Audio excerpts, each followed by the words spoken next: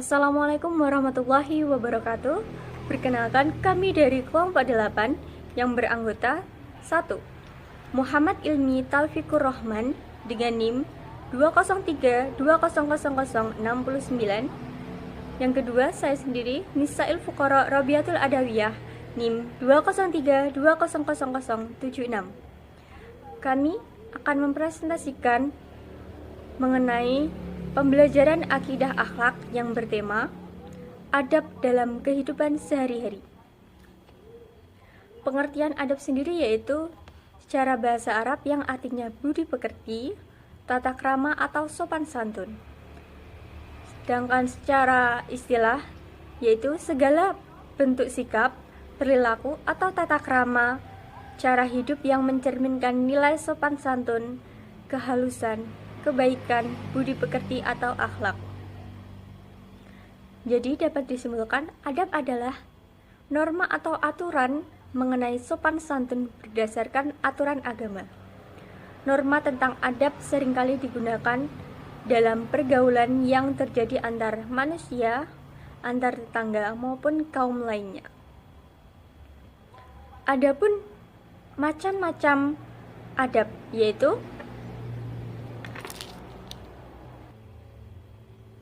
adab masuk dan keluar kamar mandi atau WC.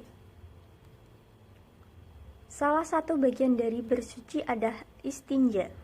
Beristinja itu hukumnya wajib bagi untuk orang yang buang air besar maupun buang air kecil. Beristinja dapat dilakukan dengan air atau benda padat seperti batu, kertas atau daun-daun yang sudah kering. Adapun adab-adabnya yaitu 1. Tidak menghadap kiblat. Dalam sebuah hadis yang diriwayatkan oleh Abu Ayyub Al-Ansari, Nabi bersabda, "Apabila kalian buang hajat, janganlah menghadap atau membelakangi kiblat, namun menghadaplah ke timur atau ke barat." Hadis riwayat Al-Bukhari dan Muslim. Yang kedua yaitu masuk ke kamar mandi menggunakan kaki kiri dan keluar kamar mandi kaki kanan. Setelah membaca doa masuk kamar mandi, maka dianjurkan untuk menggunakan kaki kiri sebagai langkah pertama masuk ke dalam, bukan menggunakan kaki kanan. Yang ketiga yaitu buang pada lubang. Hal ini dilakukan untuk menghindari percikan air kencing mengenai pakaian. Yang keempat yaitu dilakukan dengan duduk. Ketika membuang kotoran ini, baik air besar maupun kecil, sebaiknya dilakukan dengan cara sambil duduk. Selanjutnya yaitu menuntaskan buang air. Maksudnya di sini yaitu dengan cara berdaham-daham saat mengakhirinya. Selain itu ada juga cara lainnya, yakni dengan mengelus alat kelamin atau perut supaya terhindar dari sisa kotoran yang belum terbuang. Selanjutnya menggunakan tangan kiri. Selanjutnya adab belajar. 1 yaitu mengikhlaskan niat dalam menuntut ilmu. Jadi kita itu harus ikhlas dalam menuntut ilmu, ikhlas karena Allah Ta'ala. Jika tidak, maka kita tidak akan mendapatkan ilmu yang bermanfaat. Seperti yang sudah dijelaskan, yaitu yang artinya, padahal mereka tidak disuruh kecuali agar beribadah hanya kepada Allah dengan memurnikan ketaatan hanya kepadanya dalam menjalankan agama yang lurus, dan supaya mereka mendirikan sholat dan memurnikan zakat, dan yang demikian itulah agama yang lurus. Quran Surah Al-Bayyinah ayat 5. Yang kedua yaitu rajin berdoa kepada Allah Ta'ala, memohon ilmu yang bermanfaat.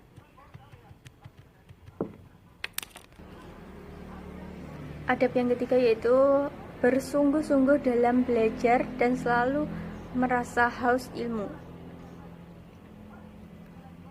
Yang keempat yaitu menjauhkan diri dari dosa dan maksiat dengan bertakwa kepada Allah Ta'ala.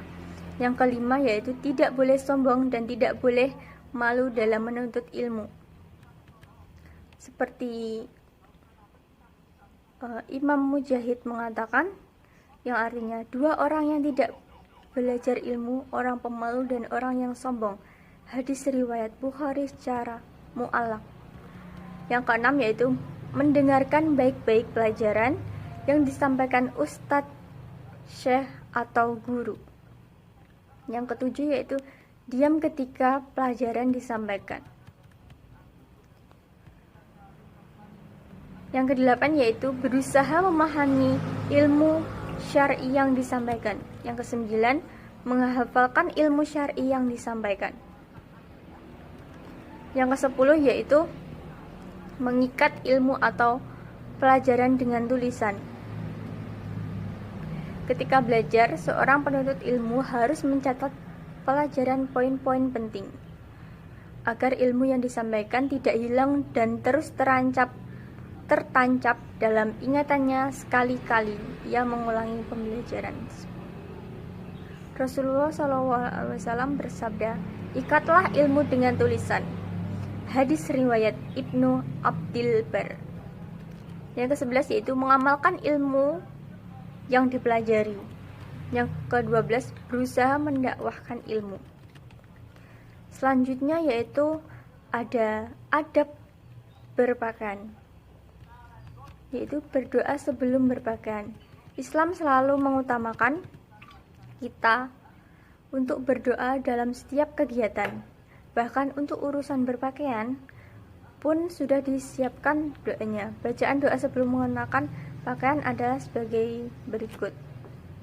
Bismillahirrahmanirrahim. Allahumma inni as'aluka min khairihi wa khairi ma huwa lahu wa a'udzu zubika min syarrihi wa syarri ma huwa lahu. Yang artinya, dengan namamu ya Allah, aku minta kepada Engkau kebaikan pakaian ini dan kebaikan apa yang ada padanya. Dan aku berlindung kepada Engkau dari kejahatan pakaian ini dan kejahatan pada yang ada padanya. Yang kedua yaitu menutup aurat. Adab berpakaian merupakan salah satu prinsip utama dan sangat mendasar, yaitu sebisa mungkin mengenakan pakaian yang menutup aurat. Perintah ini sudah ada sejak pada Nabi Adam dan Hawa. Yang ketiga yaitu tidak menyerupai lawan jenis. Maksudnya di sini kalau cewek itu tidak boleh mengenakan, sebaiknya tidak boleh mengenakan celana. Kalaupun cowok itu tidak boleh mengenakan rok atau dress gitu. Selanjutnya saat mengenakan pakaian mulailah dari sebelah kanan. Yang kelima yaitu tidak menyerupai orang kafir. Yang keenam, tidak memakai pakaian yang transparan.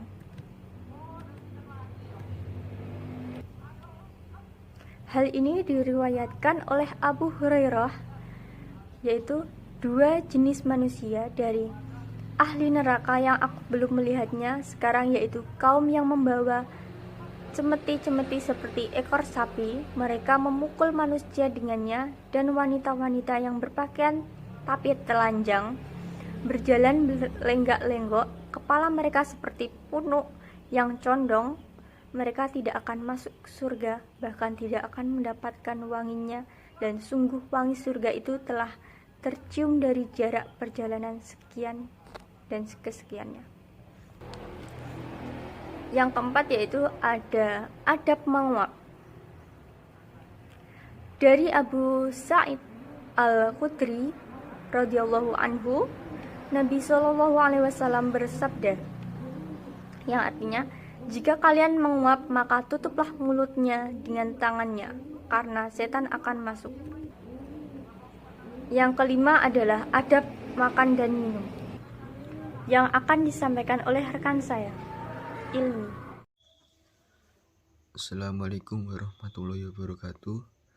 Di sini saya akan melanjutkan penjelasan yang dibaca oleh rekan saya, yaitu Nisa. Adab makan dan minum. Pertama, kita dilarang untuk mencela makanan. Jika kita memang tidak menyukai makanan tersebut, maka hendaklah meninggalkannya dibandingkan memakan tetapi mencelanya. Dari Abu Hurairah radhiyallahu anhu, Rasulullah SAW bersabda, tarokahu karihahu in wa akulahu istahahu ini kotu ta'ama wa salama alaihi lah. Rasulullah SAW tidak pernah mencela makanan. Apabila beliau Sallallahu Alaihi Wasallam berselera menyukai makanan yang telah dihidangkan, beliau mau memakannya. Sedangkan kalau tidak suka, tidak berselera, maka beliau meninggalkannya. Kedua, selalu membaca basmalah sebelum makan sebagaimana yang telah diajarkan oleh Rasulullah SAW. Dan ketiga, makan di pinggir piring. Sebaiknya kita tidak makan langsung dari tengah, melainkan makanlah makanan yang ada di pinggir piring terlebih dahulu.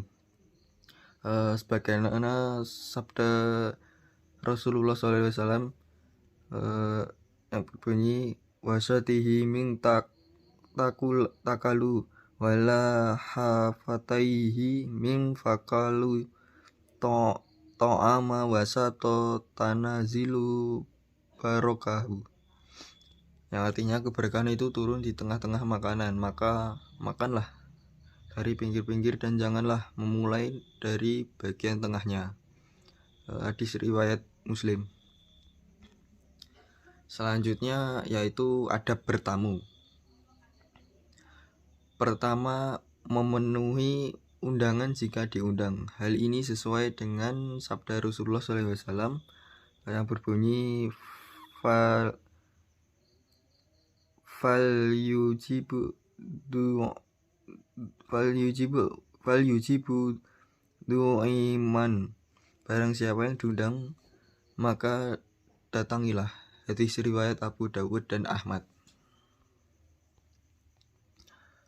Kedua, tidak masuk sebelum diizinkan, yaitu bahkan meskipun rumah itu adalah kerabat terdekat kita sekalipun. Hendaknya kita selalu minta izin dulu sebelum masuk ke rumah seseorang.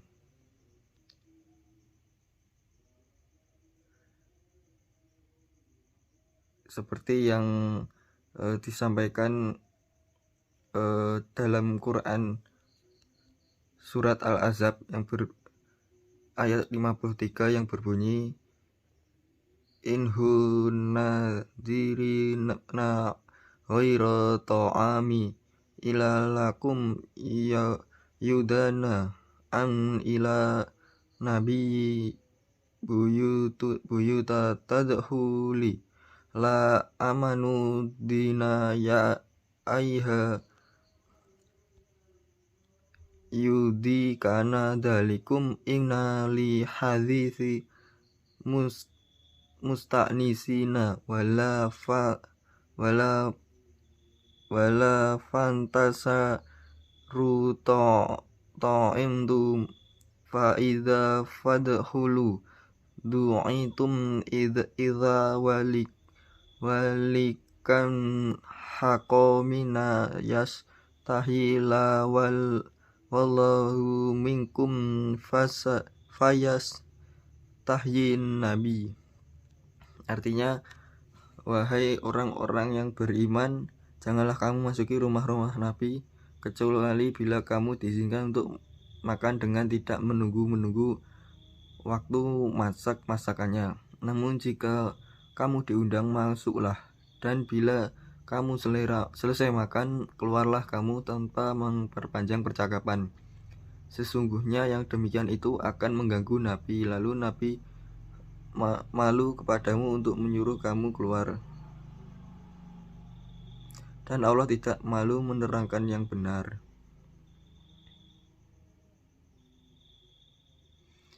Selanjutnya yaitu adab bersin. Yang pertama yaitu hendaknya seorang yang bersin untuk merendahkan suaranya dan tidak secara sengaja mengeraskan suara bersinnya. Hal tersebut berdasarkan hadis dari Abu Hurairah radhiyallahu anhu yang berbunyi, sawatahu baha wa wado sahu bihi upiyadihi wajhahu atosa idha kana wasalama alaihillah. Artinya bahwasanya apabila Nabi Shallallahu Alaihi Wasallam bersin, beliau selalu menutup wajah dengan tangan atau kainnya sambil merendahkan suaranya. 2. Hendaknya bagi orang yang bersin menahan diri untuk tidak menolehkan leher atau menukukkan leher ke kanan atau ke kiri ketika sedang bersin, karena hal tersebut dapat membahayakannya. Seandainya lehernya menoleh atau menekuk ke kanan atau ke kiri, itu dimaksudkan untuk menjaga agar tidak mengenai teman duduk di sampingnya. Hal itu tidak menjamin bahwa lehernya tidak cedera. Telah terjadi pada beberapa orang ketika bersin memalingkan wajahnya dengan tujuan untuk menjaga agar teman duduknya tidak terkena, namun berakibat kepalanya kaku dalam posisi menoleh. Yang ketiga, dianjurkan kepada orang yang bersin untuk mengucapkan alhamdulillah sesudah ia selesai bersin, dan tidak disyariatkan kepada orang-orang yang ada di sekitarnya untuk serta-merta mengucapkan pujian kepada Allah atau menjawabnya ketika mendengar orang yang bersin. Telah ada ungkapan pujian yang disyaratkan bagi orang yang bersin sebagian yang tertuang dalam sunnah Rasulullah SAW, yaitu lillahi alhamdu, segala puji bagi Allah. Hadis riwayat Bukhari. Selanjutnya yaitu adab bertetangga. Dalam adab bertetangga, kita dianjurkan untuk mewujudkan kebiasaan saling sapa, salam, senyum, sopan dan santun. Dan yang kedua, menjaga kerukunan dan keamanan lingkungan setempat. Selanjutnya yaitu tetangga diperlakukan layaknya seperti saudara dan saling menjalin silaturahmi. Tidak pernah berprasangka buruk atau bersifat curiga, melainkan dengan berprasangka baik. Selalu membuka pintu maaf apabila ada kesalahan, serta mempunyai sifat mengalah dalam berhubungan.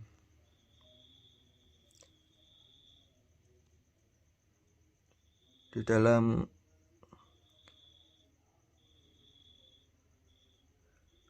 Al-Quran terdapat sebuah ayat yang memerintahkan kepada manusia untuk berbuat baik terhadap sesama, terutama bagi saudara, teman, maupun tetangga tersebut. Dalam Quran Surat An-Nisa ayat 36, Allah Subhanahu wa Ta'ala berfirman sebagai berikut.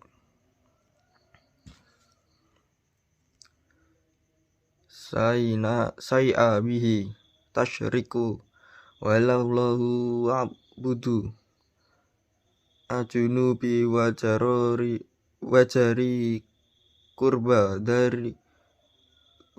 kurba di wajari wa masakini wa yatama korba wa badi ihsana wa bi walidaini